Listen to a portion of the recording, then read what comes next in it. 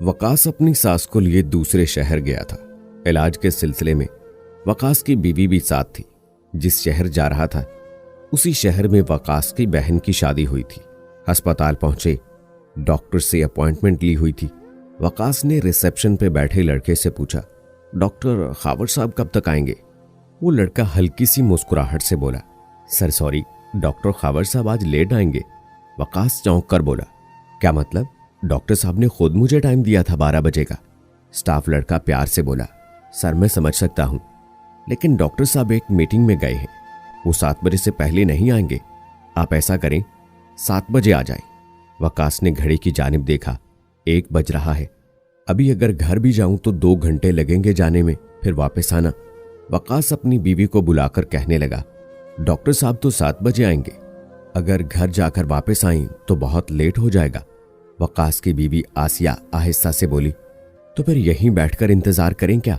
वकास सास की जानिब देखकर बोला, आप अम्मी से पूछ लें, अगर उनको एतराज ना हो तो मेरी बहन हुरिया के घर चले जाते हैं, पास ही घर है हुरिया का। हुरिया के पांव पे चोट लगी थी, तब तीमारदारी के लिए नहीं जा सका था, चलो इस बहाने हाल चाल भी दरियाफ्त कर लेंगे। आसिया अम्मी की जानिब देखकर बोली, अच्छा मैं अम्मी से पूछ लूं, अगर वो मान जाती हैं तो चलते हैं। आसिया ने मां को बताया, डॉक्टर तो लेट है, 7 बजे आएगा, तब तक हम यहां क्या करेंगे? वकास कह रहे हैं उनकी बहन हुरिया के घर चले जाते हैं तब तक। सास मूसा बनाकर बोली, तुम लोगों ने जाना है तो जाओ, मैं तो उसके घर कभी ना जाऊं। आसिया आहिस्ता से बोली, अम्मी भूल जाए ना, अब उन बातों को वक्त गुजर गया, अब क्या फायदा? वकास बता रहे थे हुरिया के घरेलू हालात बहुत खराब हैं बेचारी के। सास तंज करते हुए बोली, मेरे बेटे का रिश्ता तो बड़ी अकड़ से ठुकराया था, जैसे किसी वजीर के साथ शादी करेगी। कितनी बातें की थी जब मैं रिश्ता मांगने आई थी। मेरा तो दिल नहीं उसकी शक्ल भी देखने का। तुमने जाना है तो तुम दोनों चले जाओ, मैं यहीं इंतजार कर लेती हूँ। वकास बाहर खड़ा बहन से फोन पे बात कर रहा था। आसिया आहिस्ता बोली, वकास अम्मी तो कह रही हैं मैं यहीं इंतजार कर लेती हूँ, तुम दोनों हुरिया से मिलकर आ जाओ। हुरिया फोन पे बातें सुन रही थी।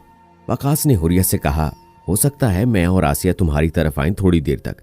इतने में सास ने आवाज दी, मैं भी साथ चलती हूं, देखूं तो सही कौन से महल में रह रही है और कितनी खुशहाल है। उधर हुरिया घर में अकेली थी, उसका शौहर काम पे गया था। हुरिया परेशान हो गई। भाई ने अचानक आने का बताया है, अब क्या करूं? कहा भी था समीर से मुझे कुछ पैसे दे जाएं। समीर को कॉल की, आप कहाँ हैं? समीर भी किसी काम से शहर से बाहर गया हुआ था।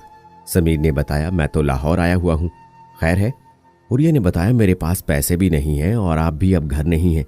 वकास भाई और भाभी आ रहे हैं, क्या करूं? समीर प्यार से बोला, मेरी जान अब खुद देख लो ना, माशाल्लाह समझदार हो, कुछ ना कुछ कर लो। समीर ने फोन बंद किया। हुरिया ने देखा फ्रिज में एक आम पड़ा हुआ था और दूध का एक ही गिलास था। हुरिया ने कहा, चलो 2 गिलास जूस आराम से बन जाएगा, बर्फ ज्यादा डाल लूंगी। इतने में दरवाजे पे दस्तक हुई। हुरिया ने दरवाजा खोला। वकास ने सलाम किया, सर पे हाथ फेरा, घर में दाखिल हुए। ये क्या, वकास ने तो कहा था हम 2 ही आएंगे। साथ वकास भाई की सास भी आ गई। हुरिया कुछ परेशान हो गई, अब क्या करूं?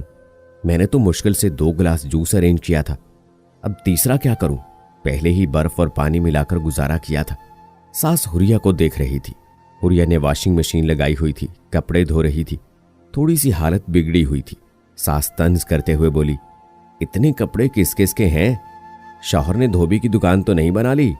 हुरिया मजाक में बात टाल गई, नहीं खाला, समीर ऐसे काम नहीं करते। हुरिया किचन में गई, परेशान थी, अब क्या करूं? जूस तो सिर्फ 2 गिलास है। भाई ने सास के बारे बताया ही नहीं, वो भी आ रही है। अगर उसको पता चला तो मेरा बहुत तमाशा लगाएगी। हुरिया ने 2 गिलास जूस एक सास को दिया और भाभी को, फिर 1 गिलास भाई की जाने बढ़ाया। भाई ये लें आपकी favourite cold drink Sprite. Waqas ने मुस्कुराते हुए 1 गिलास पकड़ लिया।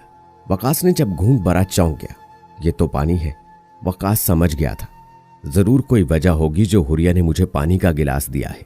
वकास पूछने लगा, अच्छा तो समीर कहाँ है? उसका कामकाज कैसा चल रहा है? हुरिया आहिस्ता से बोली, समीर कह रहे थे इंशाल्लाह उनको कंपनी वाले प्रमोशन देंगे। इतने में सास वकास से कहने लगी, वकास ये जूस बहुत ठंडा है, मुझे तुम स्प्राइट दे दो, वैसे भी स्प्राइट मेरे मैदे के लिए ठीक है। हुरिया घबरा गई, वकास की जानिब देखने लगी। वकास भी चुप हो गया।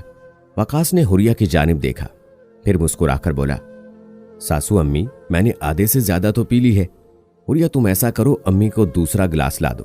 हुरिया उठने लगी तो वकास बोला, तुम बैठी रहो, पांव के जख्म का ख्याल रखा करो और ज्यादा ना चला करो, मैं ले आता हूं अम्मी के लिए स्प्राइट। वकास जल्दी से उठा किचन में गया। फ्रिज में कुछ भी नहीं था। वकास समझ गया था पानी देने की वजह यही थी। वकास ने खाली गिलास नीचे फेंका। गिलास टूटने की आवाज सुनकर हुरिया जल्दी से उठी। वकास भाई, क्या हुआ? वकास हल्का सा मुस्कुराया, बोतल गिर गई है, मैं ऐसा करता हूं, अम्मी को दुकान से ला देता हूं। सास जूस का घूंट भरते हुए बोली, रहने दो, अब जूस ही पी लेती हूं। हुरिया की जान में जान आ गई। बातें करने लगे। क्या हुआ खाला को? डॉक्टर कब आना है? हुरिया कहने लगी, भाई बिरयानी पका लूं फिर आपके लिए? सास कुछ बोलने लगी। वकास झट से बोला, नहीं नहीं हुरिया, टाइम अब बहुत कम है, डॉक्टर 1 घंटे तक आ जाएगा, हमको जाना होगा। बिरयानी उधार रही, फिर कभी सही।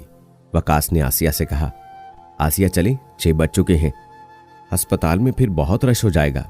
अम्मी चलें क्या? सास मूसा बनाकर बोली, हाँ चलते हैं। फिर जब सास को कोई बात ना मिली तो जाते हुए तंज कर गई, हुरिया कुछ पैसे जोड़कर नया पंखा ले लो, हवा ही नहीं देता, ये इतना पुराना हो चुका है। हुरिया खामोश रही। जाते हुए भाई ने सर पे हाथ फेरा और हाथ से मुसाफा करते हुए 5000 रुपए चुपके से मेरे हाथ में थमा दिए और आहिस्ता से बोले, स्प्राइट बहुत मजे की थी। मैं मुस्कुराने लगी। भाई ने दुआ दी, खुश रहो और अपना ख्याल रखा करो, मैं भी चक्कर लगाऊंगा किसी दिन, और समीर को साथ लेकर आना किसी दिन, तुम लोगों के लिए कुछ सामान लेकर रखा है।